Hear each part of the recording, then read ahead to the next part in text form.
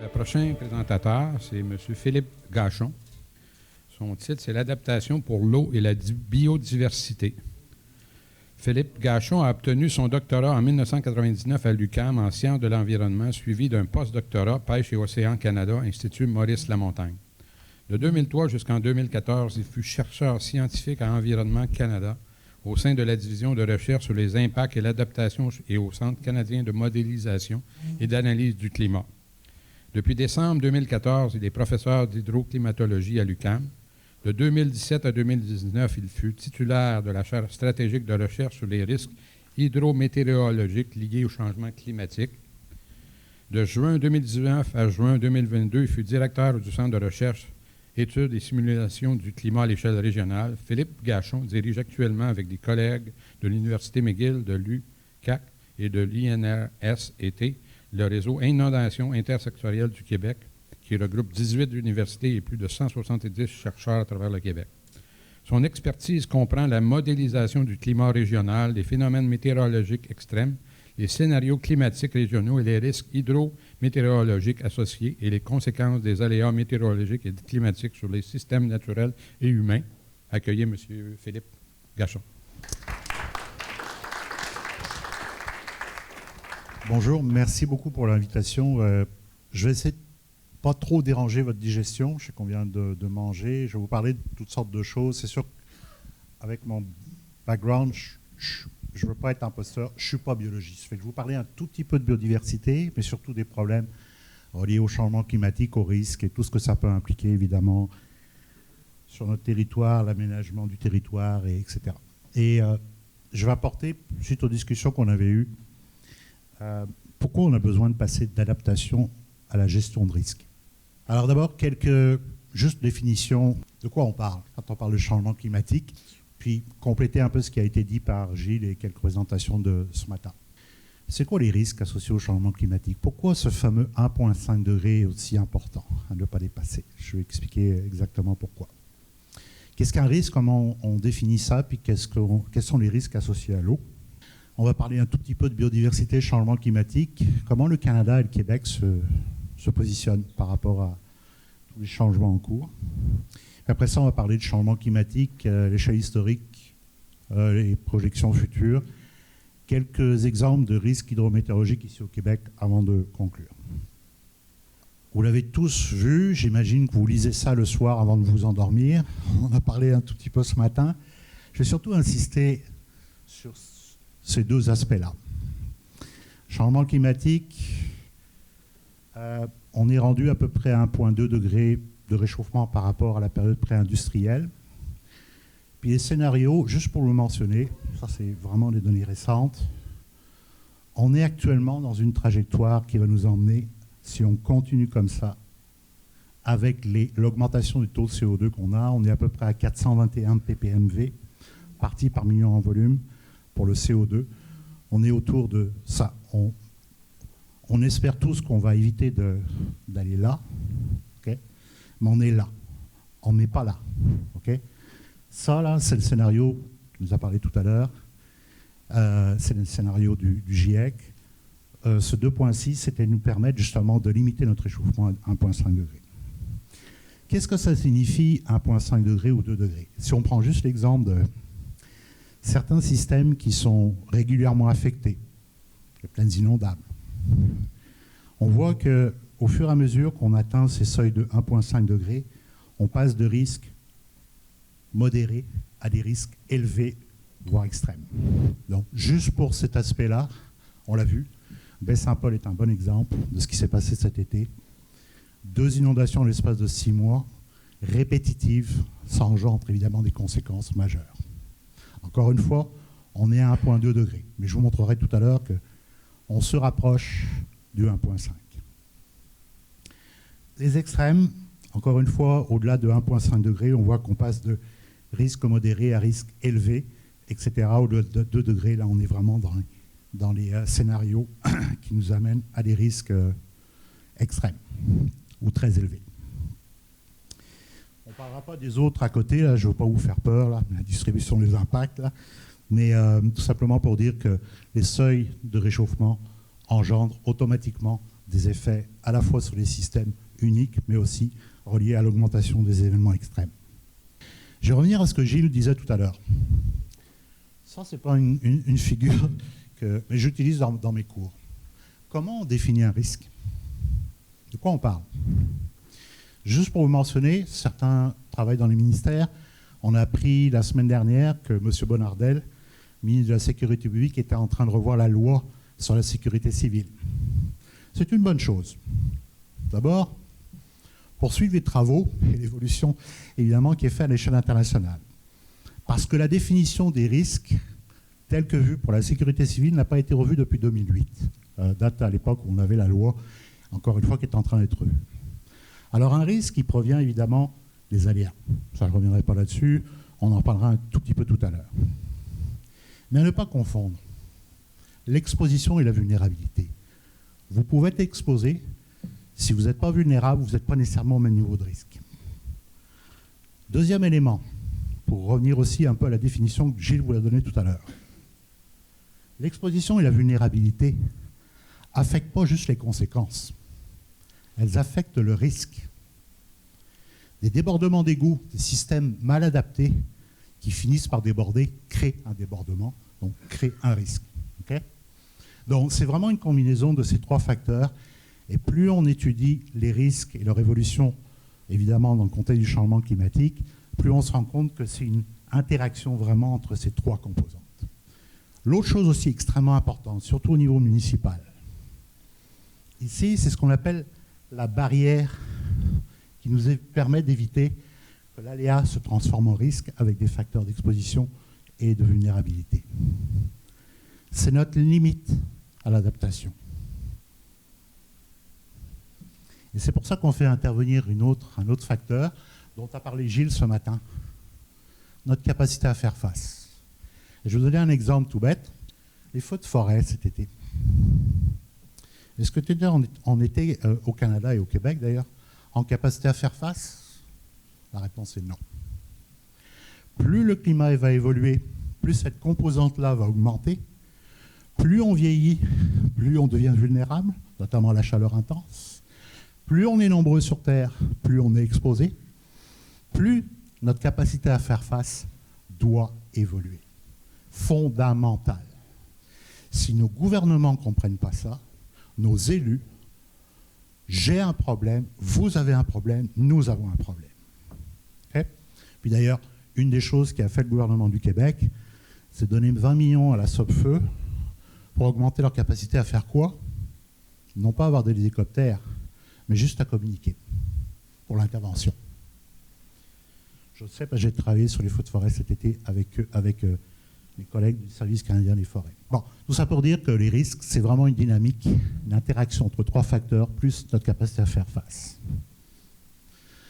Alors, le cycle de l'eau, je ne reviens pas là-dessus, on en a parlé tout à l'heure, juste pour le mentionner, la majorité des risques naturels sur Terre impliquent le cycle de l'eau.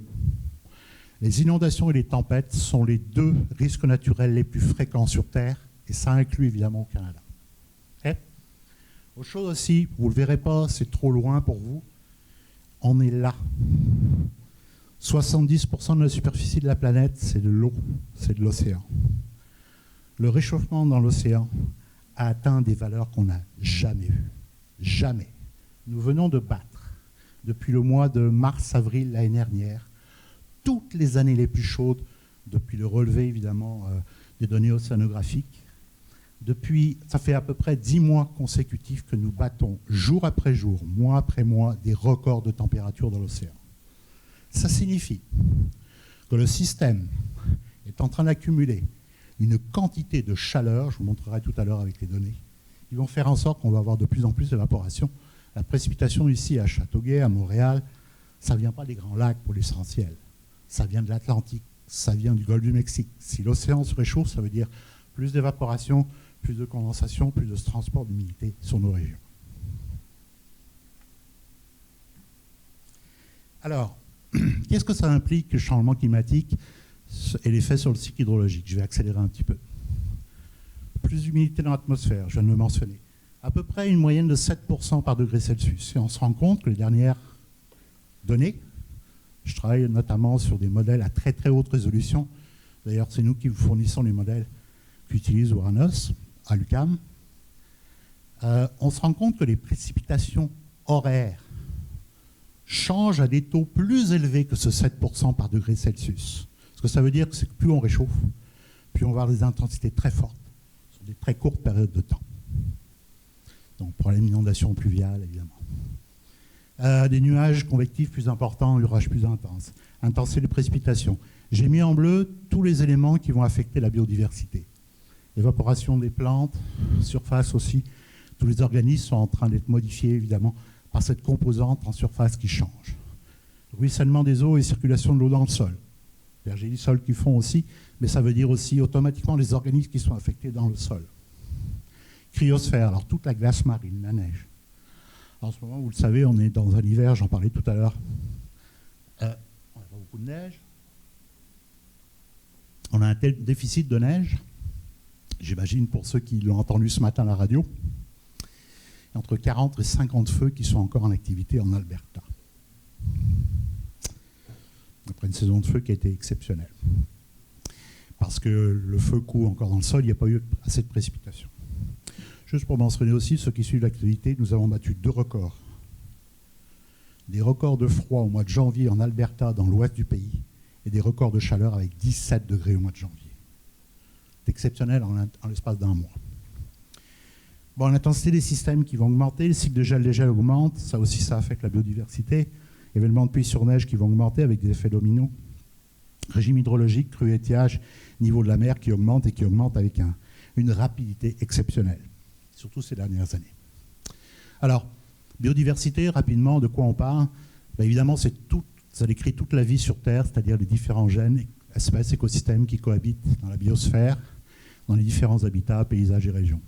Juste pour mentionner, je vais travailler là-dessus, insister sur le fait que la biodiversité terrestre, aquatique et marine est particulièrement vulnérable et exposée à des stress de plus en plus nombreux.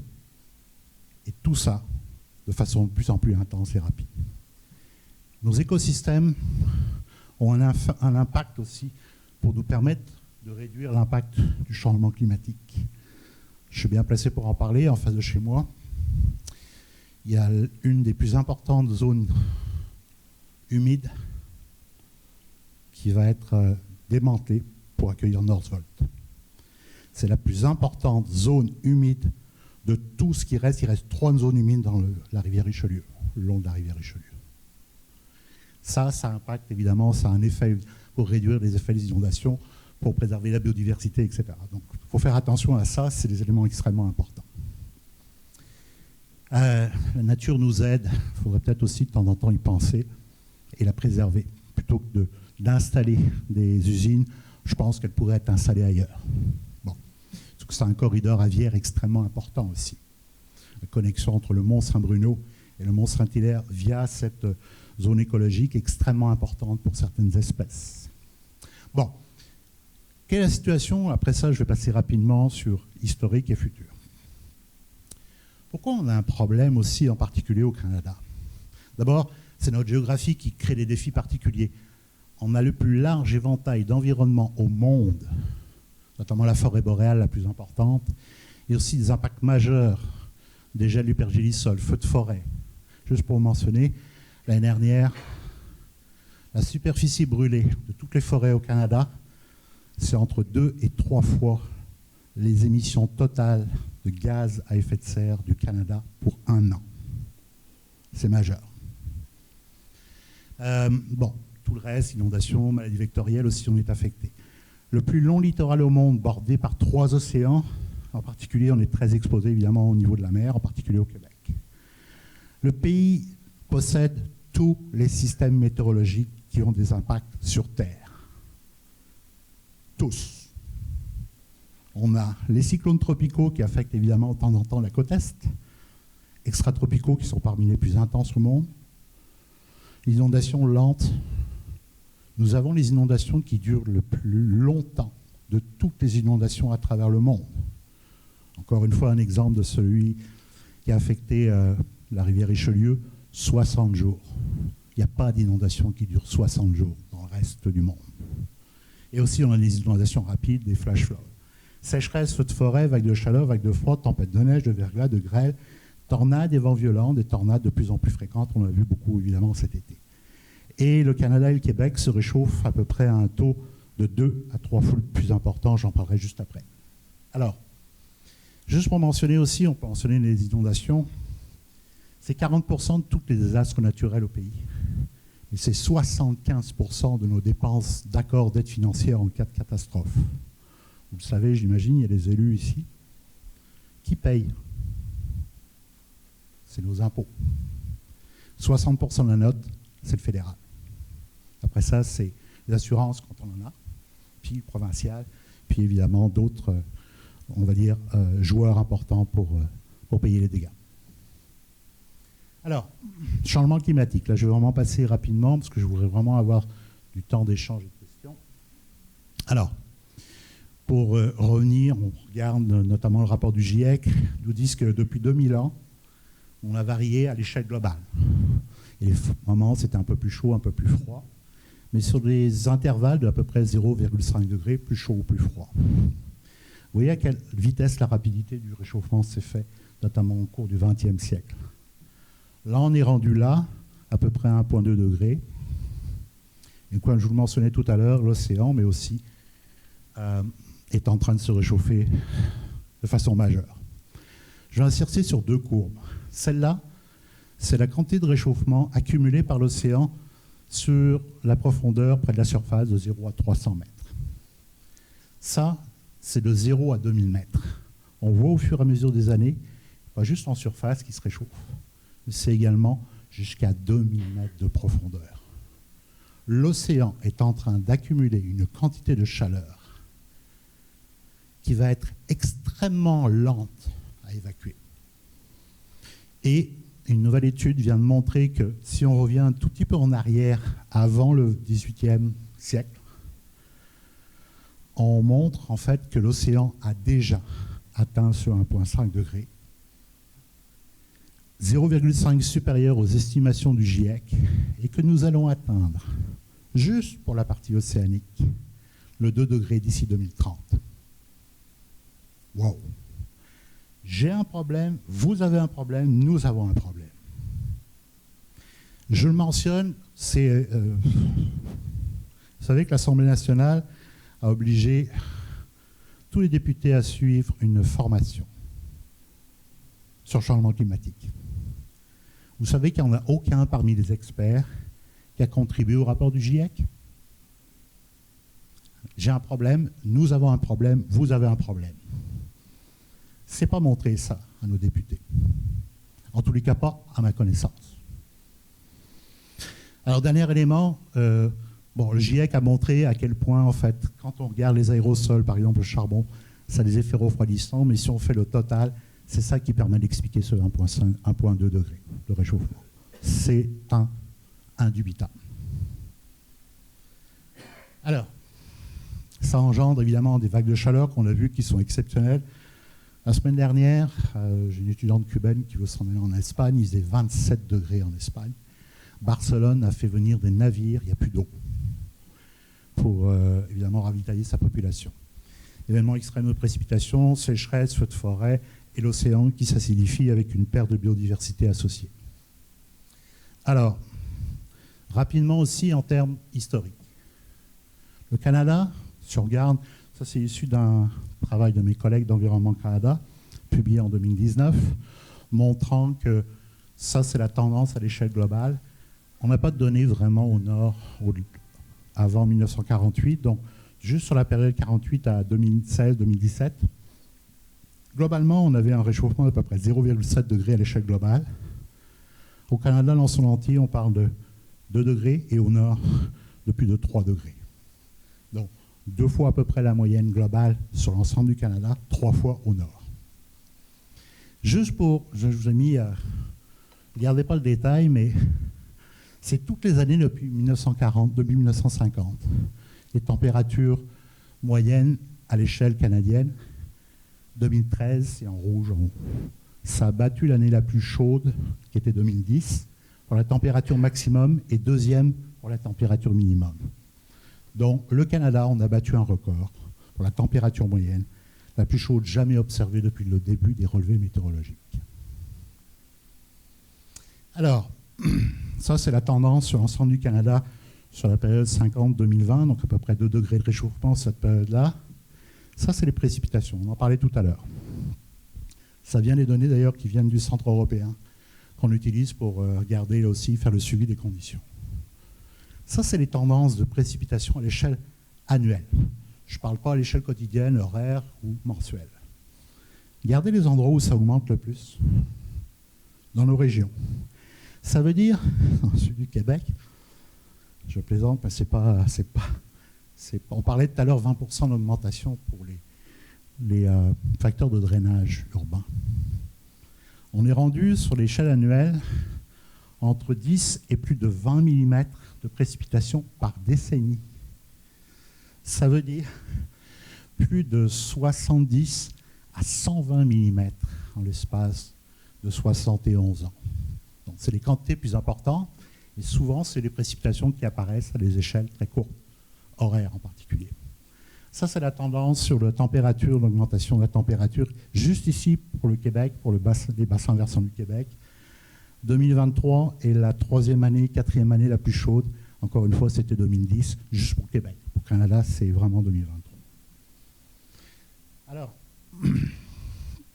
on regarde maintenant les effets que ça peut avoir, juste sur la partie historique. Ça, c'est l'inondation du Richelieu, les mesures de débit et de niveau d'eau au barrage de Carillon, Hydro-Québec.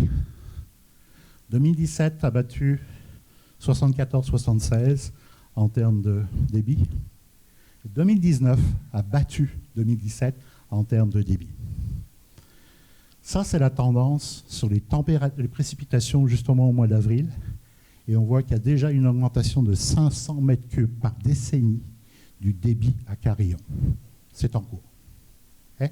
Donc l'effet du réchauffement qui engendre une augmentation des précipitations est déjà en cours pour certaines rivières. Je parle ici évidemment du bassin versant de la rivière Richelieu, des Outaouais. Alors, avant de conclure, sans regarder évidemment, ce qui est important pour les débits, par exemple, printaniers, c'est toutes les précipitations accumulées, par exemple, sur l'ensemble du bassin versant. On regarde à l'exutoire ici, à Carillon. Il y a une corrélation statistiquement significative très élevée sur la majeure partie du territoire en ce qui concerne les accumulations de précipitations sous toutes ces formes de novembre à avril par rapport au débit qu'on mesure ici à Carillon. Ce qui se combine évidemment à ça, c'est lorsqu'on a des extrêmes de précipitations qui arrivent au printemps, de la pluie sur neige, et on voit encore une fois le centre du bassin et une très forte corrélation entre les précipitations qui tombent ici et le débit ici à Carillon. Juste pour évidemment rappeler que 60% du débit de la rivière des Outaouais n'est pas régulé, donc on ne peut rien faire pour l'instant. Hydro-Québec tente de ralentir évidemment l'arrivée d'un volume d'eau important, notamment au niveau Basse-Katong et notamment au niveau Abitibi, rivière Gatineau, mais ne peut pas évidemment contrôler 60% du débit qui vient directement des facteurs naturels. Alors, rapidement pour le futur, on s'en va vers une augmentation entre, je vous l'ai dit tout à l'heure, mettons entre 3 et 4 degrés. Ça, c'est à l'échelle globale. Puis pour le Québec, on parle de réchauffement entre 5 et 10 degrés.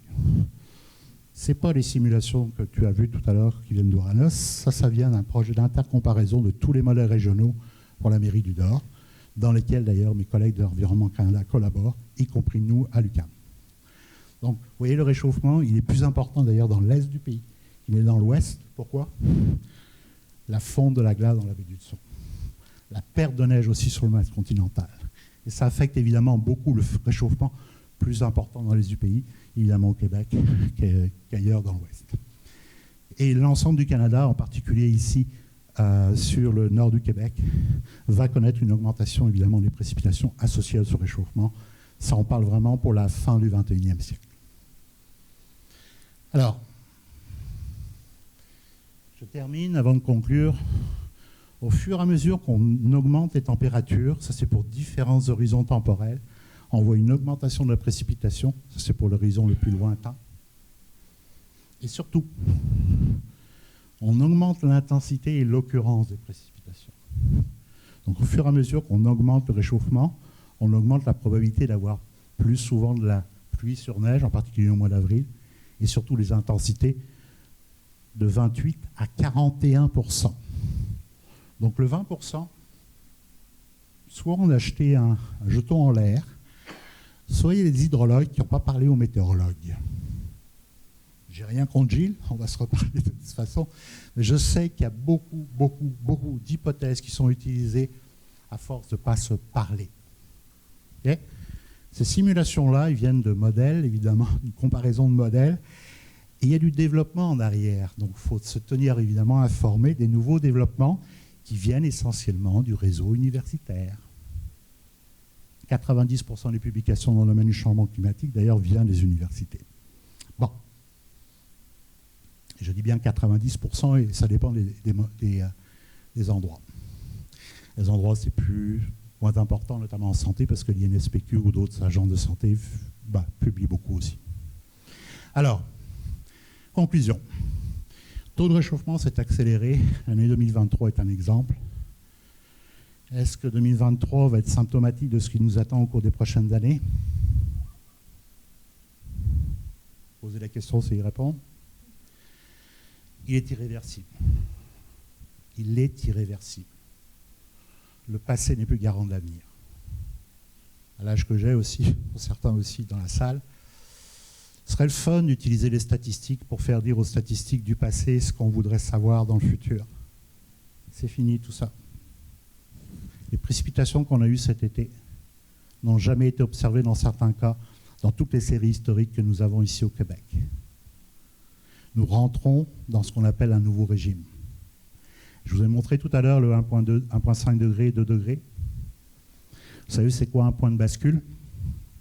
Je reprends l'exemple de Gilles nous montrait tout à l'heure, la résilience. La résilience, ou le système climatique, il joue dans une cuvette.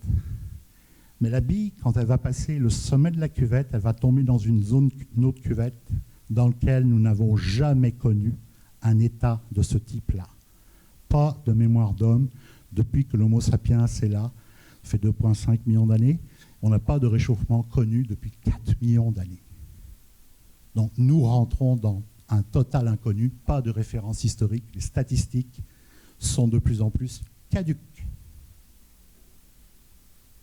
J'adore les statisticiens, je travaille avec. De temps en temps, il faut les ramener puis tu leur expliques ça. Ouais, mais là, il faudra... Les périodes de retour de 100 ans, pour moi, ça ne veut pas dire grand-chose. Quand tu n'as même pas de série de 100 ans, puis qu'en plus, ce qui est statistique que tu utilises pour faire ta période de récurrence ou ta période de ton analyse fréquentielle, tu ne peux pas les utiliser parce qu'on rentre dans un nouvel état. Alors, des effets combinés en cascade sont en cours, des feux de forêt, des vagues de chaleur, des inondations, des vents violents, des maladies vectorielles. Tous les risques sont à considérer, quels qu'ils soient. La connaissance de ceci est à améliorer à l'échelle régionale et locale pour évaluer les conséquences sur les systèmes naturels et humains et tenir compte des risques systémiques ou répétitifs sur le territoire. D'ailleurs, on insiste beaucoup dans le réseau risque pour dire que oui, c'est important d'analyser les grandes inondations comme on a eu en 2019 et 2017 ou 2011, mais analyser aussi les petits événements mais répétitifs sur le territoire, genre Baie-Saint-Paul. Parce qu'automatiquement, les infrastructures qu'on reconstruit très rapidement finissent par disparaître 3 ou 4 mois plus tard. Okay? Donc, importance aussi de travailler sur ces échelles-là, parce que c'est là que ça se passe. Alors, les stratégies. Mettre en place un suivi, une surveillance efficace des risques basés sur les impacts. On parlait tout à l'heure, je posais la question, elle n'était pas naïve évidemment de ma part. Pourquoi on a besoin de documenter? La première chose, quand on a un problème, tu le documentes avant de trouver une solution. Parce que le nombre d'inondations qu'on a eues ces dernières années finissent par nous coûter très cher. Donc si on ne connaît pas le problème, comme disait Gilles tout à l'heure, on a des difficultés à trouver une solution. Et ça implique aussi documenter par exemple les glissements de terrain. Que certaines précipitations ont un effet majeur lorsqu'elles se produisent, que ces sols sont particulièrement soit argileux, soit déjà saturés. Développer les infrastructures et communautés plus résilientes, on en a parlé tout à l'heure. Améliorer la prévention, la préparation, mobiliser, valoriser les connaissances pour trouver des solutions innovantes. Je vous partage un exemple. Bon, les scientifiques ont travaillé très fort avec nos étudiants à publier, à soutenir des thèses de doctorat. Et souvent, en fait, la connaissance, elle est souvent pratique. Elle vient du milieu, elle vient des besoins. Puis c'est pour ça qu'on a besoin de travailler ensemble pour faire remonter cette connaissance, ce besoin-là, ce qu'on appelle non pas du top-down, mais du bottom-up, parce que ça nous permet en fait de remonter. C'est quoi les besoins une fois on a vu des inondations ou des effets sur le territoire? C'est quoi les besoins pour être capable de travailler sur les projets de recherche, pour régler et trouver les solutions? Développer une approche basée sur les systèmes complexes et les risques systémiques, c'est pas moi qui le dis. On est là. Je vais terminer là-dessus. On passe notre temps à faire de la gestion de crise. On fait très peu de prévention. On fait beaucoup de gestion de désastre. Les premiers ministres qui se promènent en hélicoptère ou en avion, qui vont intervenir et puis disent « bah, je suis là ». Puis quelques mois plus tard, une fois qu'il n'y a plus de médias, ils ne sont plus là. Je vous donne un exemple. Et j'insiste, pas juste, je ne suis pas tout seul là, sur les feux de forêt. Nous demandons, non pas une commission d'enquête, mais un panel d'experts national à la suite des feux de forêt qu'on a eus cette année. Qu'est-ce qu'on a bien fait? Qu'est-ce qu'on a mal fait? Qu'est-ce qu'on pourrait améliorer? C'est vrai pour le développement des connaissances scientifiques, mais c'est vrai aussi pour l'intervention et le rétablissement. Il ne faut pas oublier qu'il y a des personnes à rétablir qui ont tout perdu. C'est très long. Et c'est beaucoup plus coûteux de rétablir des personnes que de reconstruire un bâtiment. Souvent, on oublie ça. Les travailleurs sociaux ne sont pas nombreux, malheureusement, dans le système à être capables de travailler sur le rétablissement des personnes, notamment en santé mentale. Donc, on fait beaucoup ça, on fait de la gestion de crise, mais on doit passer vers une approche préventive. On n'a pas le choix. En fait, on tente de s'adapter, mais le changement est plus rapide que notre capacité d'adaptation. Donc il faut qu'on fasse ça. Si on ne fait pas ça et qu'on ne met pas justement de l'avant, on doit évidemment vivre dans l'incertitude. Non, on n'a pas le choix. Par contre, la probabilité que ça se produise, elle augmente de plus en plus. Ça. Mais on doit travailler sur la prévention, une meilleure préparation, une meilleure intervention et un meilleur rétablissement. Je passe là-dessus. Puis dernier élément, il permettrait de réfléchir. Ça, c'est pas moi qui le dis, mais je vais mettre celui-là. Représentant de l'UNDRR, qui est l'United Nations Office for Disaster Reduction. En refusant consciemment d'investir dans les politiques et les stratégies pour réduire l'impact des catastrophes, le monde prépare efficacement sa propre destruction. Donc, oui, il faut faire de l'adaptation. Il faut définitivement, comme collectivité, travailler sur une meilleure capacité à faire de la gestion proactive des risques. Ça urge. Voilà.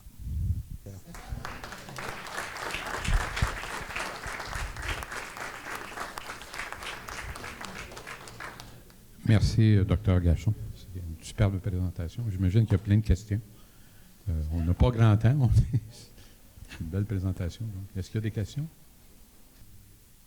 Nous autres, les citoyens en général, Hydro-Québec nous dit que ces barrages sont vides.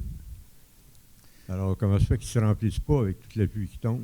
Ah, c'est une excellente question. Je n'ai pas ici la carte, j'aurais dû l'amener. Vous savez qu'au Québec, on a eu, dans tout un été pluvieux, moi j'ai passé mon temps en moto. Moi je suis motard, fait que j'étais en Abitibi, puis là j'ai découvert au fur et à mesure que je m'en allais en Abitibi, oh mais c'était vert dans le sud, mais d'un seul coup, c'est jaune. En fait, on a eu vraiment une démarcation cet été entre le sud qui a été particulièrement humide, on a eu beaucoup de jours de pluie et des grosses intensités. On a battu des records d'accumulation de précipitations, puis aussi des précipitations de très courte durée. À l'inverse, dans le nord, nous avons battu des records consécutifs de jours sans pluie. Et c'est là que les feux de forêt ont pu se produire, parce que la chaleur, la neige a fondu extrêmement tôt au mois de mai, et dès que la neige fond 4 jours plus tard, s'il n'y a pas de précipitation, c'est le début de la saison de feu. Et je me rappelle, pour ceux qui se rappellent aussi, fin mai, début juin, je m'en allais d'ailleurs en week-end de moto avec 3 amis. Les premiers feux de forêt étaient déclarés déjà dans la baie James. Il y en avait déjà en Mauricie, on est passé par la Tuque d'ailleurs, lac Saint-Jean. Et en l'espace de, la SOPFE me disait qu'en l'espace de 10 jours, ils ont eu 200 incendies qui se sont déclarés. Ils n'avaient jamais vu ça. Donc, pour répondre à votre question, dans le nord, c'est très sec et les barrages Hydro-Québec, effectivement, le niveau d'eau sont très bas. Par contre, dans le sud, pour prendre l'exemple, je n'ai pas été voir Carillon parce que malheureusement, il n'est pas tout le temps disponible parce qu'on n'est pas en prévision, en inondation printanière. Par contre, le débit du Richelieu, là, au mois de décembre-janvier, là, c'est à peu près l'équivalent de ce qu'on a au mois d'avril. Donc, il y a beaucoup d'eau dans le sud, évidemment, parce qu'on n'a eu pas beaucoup de neige, on a eu beaucoup de pluie. Donc, à l'inverse, par contre, c'est vraiment... Donc, on a tout un monde, tout un contraste entre le nord et le sud du Québec. Pour avoir une approche préventive au niveau local, il faut se donner comme un projet de société au niveau local. Il faut essayer de travailler ensemble parce qu'on est dans une société, dans une économie de marché où on s'adresse à nous comme individus. On est tous des individus isolés pour le système dans lequel on vit. Puis on s'adresse à nos désirs, à nos envies, puis pour nous faire consommer de plus en plus. Alors qu'il faut aller vers une société plus de sobriété. Et alors, il faudrait se donner un projet de société au niveau local, un projet de collectivité viable pour que, avec des objectifs où on veut aller où on va être rendu en 2030, en 2035, en 2040. Puis après une bonne évaluation là, de la situation, on part d'où puis on veut aller où ensemble. Ouais. Ça donner une destination commune au niveau de chaque localité, de chaque collectivité, s'asseoir puis se parler. Tout à fait. Je vais rebondir sur ce que vous venez de dire, parce que c'est très important. Vous avez effectivement... c'est nos milieux de vie dont on parle. C'est nos milieux de vie dont on parle quand on parle de sécurité des biens et des personnes. Et j'insiste, le réseau inondation intersectorielle du Québec, là, on est en phase de renouvellement. On a déposé notre demande. On va continuer notre réseau au cours des 4 prochaines années. En tous les cas, les FRQ souhaitent nous renouveler. Mais on insiste auprès du gouvernement pour travailler, notamment pour doter les municipalités, encore une fois, de moyens et développer leur vision. Donc là, d'ailleurs, on a eu une très bonne réponse de la plupart des grandes villes, que ce soit la ville de Longueuil. Vous savez aussi, tout à l'heure, le maire l'a mentionné, c'est une très bonne chose, les municipalités, même petites, d'avoir des conseillers en environnement. Je vous regarde, merci. Des conseillers en environnement ou des scientifiques en chef, qui sont souvent des relais aussi entre les besoins des municipalités, développer une vision commune, et cette volonté aussi d'avoir accès à une connaissance. Nous sommes des sociétés apprenantes dans un monde incertain. Nous devons ensemble apprendre à mieux vivre avec notre environnement qui est en train de se bouleverser. C'est ça le message. Et ça doit passer essentiellement par les communautés locales. Donc on planifie d'ailleurs de créer des chantiers avec les municipalités, faire remonter les besoins, identifier les problèmes à chaque fois qu'il y a une inondation, par exemple, dans le cas des inondations, mais un autre problème aussi d'aléas, pour travailler aussi, c'est quoi les besoins? Qu'est-ce qui a été identifié une fois qu'on a fait ce qu'on appelle le retour d'expérience? C'est comme ça qu'on va apprendre ensemble à vivre dans un monde incertain, mais qui est en plein bouleversement. Il faut arrêter de se faire croire que ça va s'arrêter. Ça ne s'arrêtera pas. Nous avons enclenché quelque chose qui est irrémédiable. Et quand bien même on ferait tous les efforts du monde pour arrêter toutes nos émissions demain matin, vous savez que le cycle de vie du CO2 dans l'atmosphère, c'est entre 200 et 500 ans. L'accumulation de chaleur dans l'océan fait en sorte que ça ne pourra pas disparaître du jour au lendemain. L'océan est notre réservoir, notre mémoire du système. Tant en termes d'humidité, évidemment, qu'en termes de chaleur.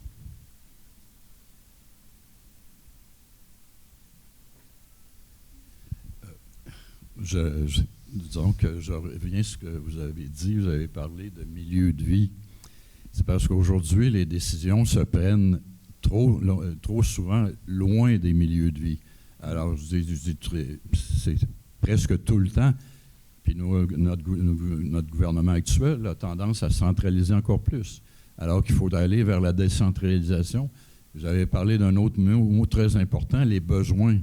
Alors, au lieu de répondre aux besoins de la population, on répond à des intérêts financiers pour nous faire surconsommer. Alors, ensuite, la question pour changer le projet de société au niveau local, il faudrait avoir une ville, la question de le réaménagement de la ville pour que les commerces, par exemple, d'utilité quotidienne ou hebdomadaire, tout ça, ce soit à proximité.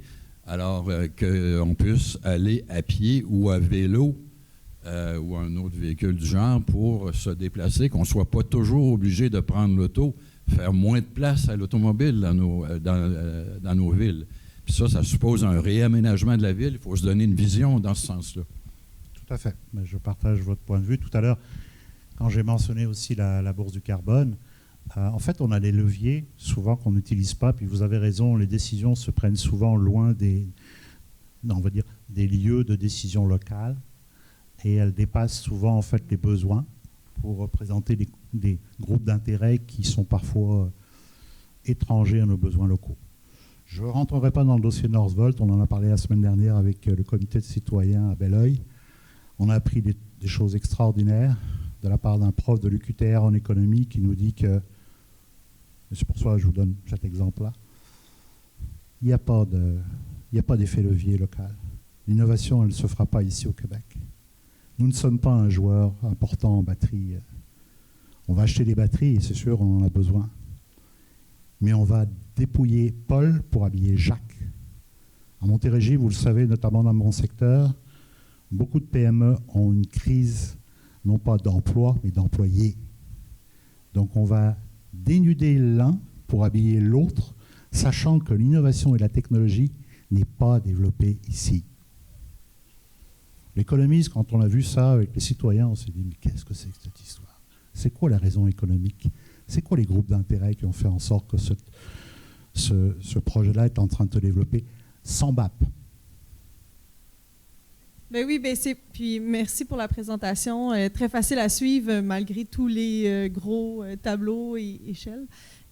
Moi, en fait, je voulais juste amener aussi le plan climat. Là, je sais que c'est du temps dérisoire un peu qu'il laisse au MRC pour déposer, mais je pense que ça, pour les milieux de vie, puis pour avoir des plans qui se tiennent en concertation dans nos milieux de vie, je pense que ça va pouvoir être un bon levier pour vraiment planifier notre futur, avoir des visions qui est développée avec les collectivités. Donc, j'ai hâte de suivre les votes.